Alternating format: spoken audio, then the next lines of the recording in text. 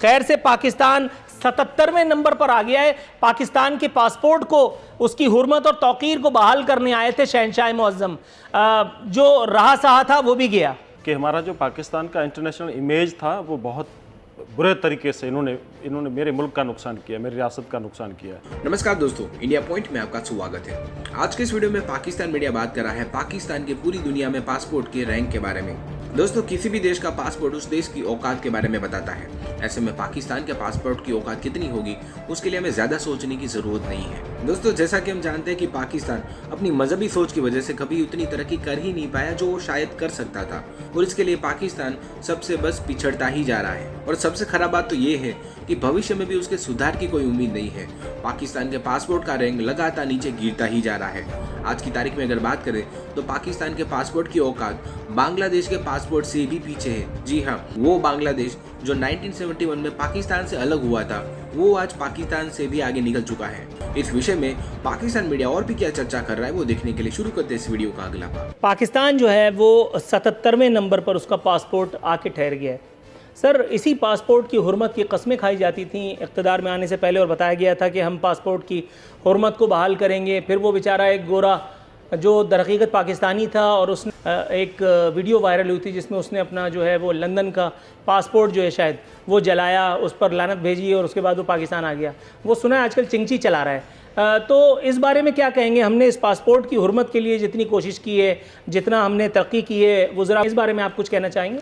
देखें, मैं ये समझता हूँ जो कि नज़र आ रहा है क्लियर, आपको हर जगह नज़र आएगा कि हमारा जो पाकिस्तान का इंटरनेशनल इमेज था वो बहुत बुरे तरीके से इन्होंने मेरे मुल्क का नुकसान किया, मेरी रियासत का नुकसान किया।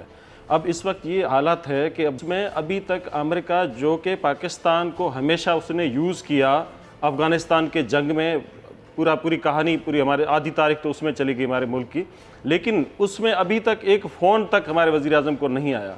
कल बिलावल साहब की स्टेटमेंट थी कि हमारे लिए शर्म की बात है कि जिस अमेरिका की जंग में हमने अपनी नस्लें ख़त्म कर दी, तबाह कर दिया पाकिस्तान को, वो आज एक फ़ोन करने के लिए इसलिए तैयार नहीं है कि हमारी जो फॉरेन पॉलिसी है वो उसमें हम फ्लॉप गए हैं बुरी तरह। अब हम सऊदी अरब जाते हैं तो बदले में पता है हमें क्या मिलता है, क्योंकि अब हम क्या यहाँ बेच क्या रहे हैं, हमारी पॉलिसी क्या, हमारी पॉलिसी ये है कि हम लंगर खाने पे काम चला रहे हैं। तो जब सऊदी अरब जाते हैं तो वो कहते हैं जो कुछ ज़कात के पैकेट पड़े हुए आप ले जाकर वहाँ लंगर खाने में दे दें, बदले में हमें ये लंगर खाना मिलता है। आप जब इंटरनेशनल लेवल पर जाते हो, अमेरिका जाते हो और अमेरिका में बैठ के आप इंटरनेशनल कम्युनिटी के साथ मीटिंग जो आप स्पीच करते हो तो उसमें आप मुल्क की पॉलिसी पे बात नहीं करते, आप मुल्क की खारजा पॉलिसी बयान नहीं करते। या फिर जो हमारे वहाँ लोग जो पाकिस्तान के लोग बाहर बैठे हैं ओवरसीज पाकिस्तानी, उनके लिए कोई प्रोग्राम डिस्कस नहीं करते जो आपको करना चाहिए था। वहाँ आप कहते हो मैं वापस जाऊँगा, वो जो फलाना एक कैदी है उसकी मैं टीवी जाके निकालूंगा, उसके पंखा ना के निकालूंगा, उसको मैं उल्टा लटका दूंगा, मुझ में पकड़ घसीटूंगा।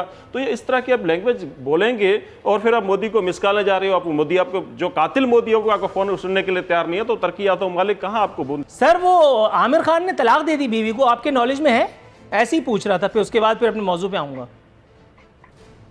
आप असल सवाल कर रहे हैं हुजूर। अच्छा, असल सवाल। आप आमिर खान को जानते नहीं क्या? पूछ रहा हूँ ऐसे ही। मैं जानता हूँ आमिर खान को, लेकिन मुझे इतनी दिलचस्पी नहीं है शोबिस के लोगों की जिंदगी में आपकी तरह टांग अड़ाने की। अच्छा, शोबिस के मर्दों में दिलचस्पी नहीं है या मस्तूरात में? फिर अगले सवाल पे आते हैं। नहीं, मस्तूरात पे तो मैं आपकी तरफ से हुस्न नज़र रखता हूँ, लेकिन मर्दों के हवाले से मैं थोड़ा सा अवॉइड करता हूँ। ठीक हो गया।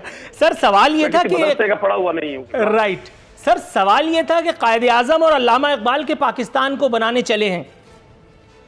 अब बानियाने पाकिस्तान के साथ ये इस किस्म का संजीदा मजाक करने की ज़रूरत क्या थी? इस पर एक तो रायज़नी आपकी चाहिए होगी मुझे। दूसरी तरफ सर, ये कायदे आज़म और अल्लामा इकबाल ही का पाकिस्तान बन रहा है ना, ये जो नया पाकिस्तान है जिसमें ना में आटा, चीनी, दाल, चावल मुयस्सर है और ना कोई और ज़िंदगी की सहूलत। खैर से पाकिस्तान 77वें नंबर पर आ गया है। पाकिस्तान के पासपोर्ट को, उसकी हुर्मत और तौकीर को बहाल करने आए थे शहंशाह मुअज्जम।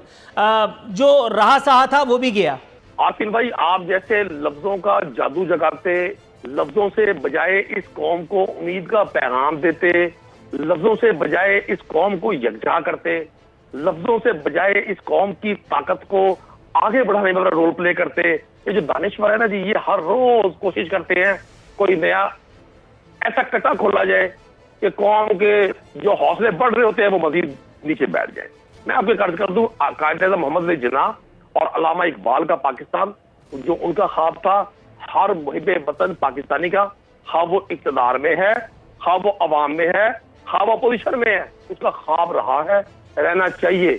हम किसी और ऐसे शख्स का पाकिस्तान नहीं बनाना चाहते जो जिसको कुछ और लोगों ने आइडियलाइज किया है।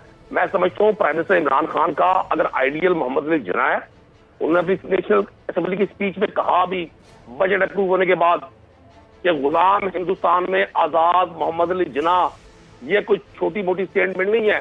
आप और मैं भी, सिद्दीकी साहब, आप और मैं भी अभी तक इस सिस्टम के गुलाम थे।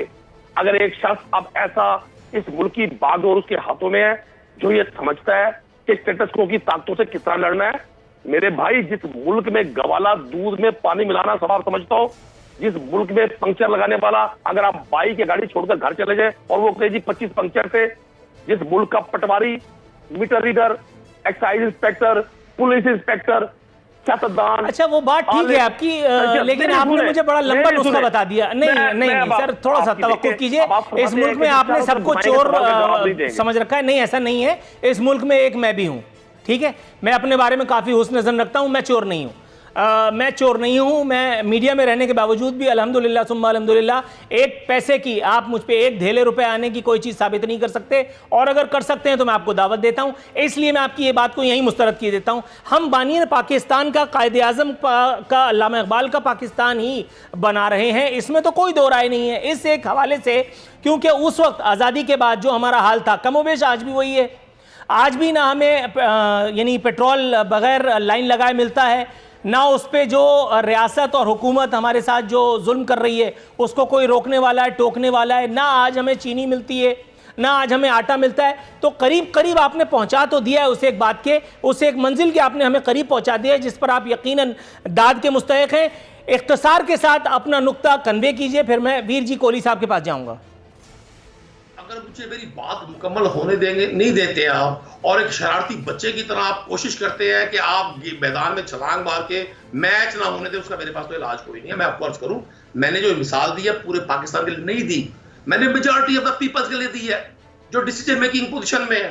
वो पॉलिटिक्स में भी है, वो एजुकेशन में भी है, वो बिजनेस में भी है, ओवरऑल है। अगर एक शख्स स्ट्रगल कर रहा है, मैं पुरुमीद हूं, मैं उम्मीद का पैगाम देता हूं कौम को। मुझे एतबार है अपने लीडर पे। मैं समझता हूं जिस शख्स को वेस्टर्न इंटरेस्ट नहीं है, आपने भी कहा पाकिस्तान को 17वें नंबर पर पहुंचा दिया, नंबर 1 पे आएगा इंशाल्लाह। यहां आप जैसे टैलेंटेड लोग भी मौजूद हैं, आप जैसे दर्द दिल वाले लोग भी मौजूद हैं, बड़ी तादाद में मौजूद हैं, लेकिन हर शख्स को आपकी तरह स्क्रीन नहीं मिलती। हर शख्स को आप जैसे ऑनेस्टी के साथ अपनी सलाहियतों को उभारने का मौका नहीं मिलता। इमरान खान उन लोगों का लीडर है, इमरान खान उनके लिए काम कर रहा है। इमरान खान ने इस कौम को 3rd जनरेशन गुलामी में देने की कोशिश नहीं की। इमरान खान की लेगेसी उसकी पाकिस्तानी अवाम है। उसके साथ ये नहीं है कि भुट्टो के बाद उनकी बेटी और उनके बाद उनकी बेटी और फिर नवाज शरीफ साहब का पूरा खानदान यहाँ लीड करने के लिए, और हर डिस्ट्रिक्ट में 3, 4, 5 जमीनी खुदा बैठे हुए हैं जिन्होंने 72 साल से ठेका उठाया है। Right sir, got your answer. थोड़ा सा तवक्कुफ की इस्तदा है। मैं अपने मोअज़्ज़िज़ मेहमान जनाब वीर जी कोहली साहब को दावत कलाम देने के लिए जा रहा हूँ। सर, आपने नुक्ता सुना नदीम कुरैशी साहब का। सर, गोया यही वो पाकिस्तान था जिसका ख्वाब हज़रत अल्लामा मोहम्मद इकबाल, हज़रत कायदे आज़म मोहम्मद अली जिन्ना साहब ने देखा था।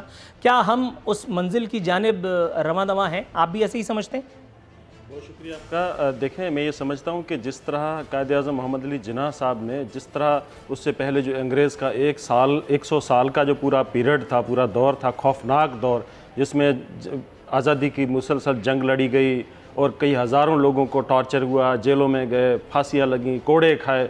कायदे आज़म ने एक जुमला कभी कहा कि मुझे इतने बुरे हालात में मुल्क मिला है आज़ाद होके, तो मैं क्या करूं? तो ये पिछले 3 सालों में जिस तरह ये कौन सा विज़न है जिसमें इनको हर बात पे कहते हैं, जो देखो जो 30 साल पहले जो हुआ था तो उसको हम ठीक नहीं कर सकते। जुल्फ़िकार अली भुट्टो को जब पाकिस्तान मिला था तो उस वक्त तो आधा पाकिस्तान टूट चुका था, लेकिन जुल्फ़िकार अली भुट्टो ने नहीं कहा था कि मुझे आधा टूटा पाकिस्तान मिला है, मैं नहीं। यहाँ उसके बाद देखें, जो मोहतरमा बेनज़ीर भुट्टो को जब पाकिस्तान मिला था तो उस वक्त तकरीबन 11 साल वो एक आमरीत का पूरा ज़माना था, लेकिन बेनज़ीर साहिबा ने कभी नहीं कहा था कि देखो पिछला दौर जो गुजरा है उसमें आमरीत थी और पता नहीं क्या क्या चल रहा था यहाँ पर, तो मैं कुछ नहीं कर सकती, कभी उन्होंने नहीं कहा था। एक तो ये कि इनका विजन कौन सा विजन है, क्योंकि कायद-ए-आज़म मोहम्मद अली जिन्ना का तो ये नहीं था कि आप अगर चाइना जाओ तो आपको चाइना का निज़ाम पसंद आ जाए, कहते मैं तो चाहता हूं कि ये निज़ाम यहाँ लागू करें। फिर आप ईरान जाते हो तो ईरान में जाकर कहते हो कि जी पाकिस्तान की सरजमीन आपके खिलाफ इस्तेमाल हो रही है और हम तो चाहते हैं कि जी ईरान जैसा निज़ाम आ जाए। फिर आप कहीं और अमेरिका और बरतानिया जहाँ आप जाते हो वहाँ का आपको निज़ाम अच्छा लगता है, और फिर आप अपनी ब्यूरोक्रेसी को बुलाते हो और वो कहते हो कि यार ये देखो जो सऊदी अरब का जो शहनशाह है वो किसी को भी बुला के अपने अफसर को कहता है कि इतने लोगों को जेल में डाल दो, तो वो जेल में डाल देता है। तुम क्यों नहीं डाल सकते, तुम डालो उसको। तो वो कहता है भाई वहाँ के निज़ाम में और यहाँ के निज़ाम में फ़र्क है, यहाँ पर आइन है, यहाँ पर एक सिस्टम है, यहाँ पर एक कानून है, तरीक़ेकार है, तो ऐसे आप किसी को पकड़ के जेल में नहीं डाल सकते। लेकिन उसकी ये ख्वाहिश है, ये जो इमरान खान की ख्वाहिश है, इस तरह तो ये ना हमारे कायद की थी ना किसी और लीडर की पाकिस्तान से पहले कभी नहीं रही कि वो कहें कि अगर मेरे बस में हो तो मैं 500 लोगों को टांग दूं। भाई अगर तुम टांग दो तो क्या तुम ये सारे अदालतें बंद कर दें, सारा कुछ बंद कर दें? और ये जो जिस तरह सुप्रीम कोर्ट ऑफ पाकिस्तान के चीफ जस्टिस ने कह चुके कि जो नेब जिस तरह गवर्नमेंट ने अपोजिशन के लिए टारगेट के लिए जिस तरह यूज़ किया है, मैं ये समझता हूँ कि ये इसमें कोई भी ऐसा एक चीज़, ये कोई भी ऐसी बात नहीं जिसमें, लेकिन उन्होंने मेरे भाई ने इंटरव्यू में बहुत अच्छी बात की। उन्होंने कहा कि आप अल्फाजों के जादू से लोगों को गुमराह करते हैं, क्योंकि अल्फाज जो है ना इनके लिए कोई माना नहीं रखती। इमरान खान ने पहले कहा था कि मैं 15 लोगों की काबिना लूंगा, किसी ने नहीं ली। अगर मैं उसके पास जाऊंगा तो मुझे सुसाइड कर दूंगा। एक बंदे ने आकर कि यहाँ एक हफ्ते के अंदर इतनी नौकरियां आएंगी, इतनी नौकरियां अगर ना आए तो मेरी टिक्का पोटी कर देना। बस सारे अल्फाजों की माना आपके लिए नहीं है, लेकिन लोगों के लिए है। लोग नहीं भूलते हैं, लोगों का आपसे बड़ा अच्छा है। तो वो हमें एक एक चीज याद है। हम चलो आप सबको चोर कह दें, डाकू कह दें, सब ठीक है, मान लिया, थोड़ी देर के लिए मान लेते हैं, लेकिन आप मुझे बताएं कि 3 सालों में आपने कौन सा प्रोग्राम दिया है जिस पे आप लोगों को उम्मीद दिला रहे हैं? कौन सा प्रोग्राम?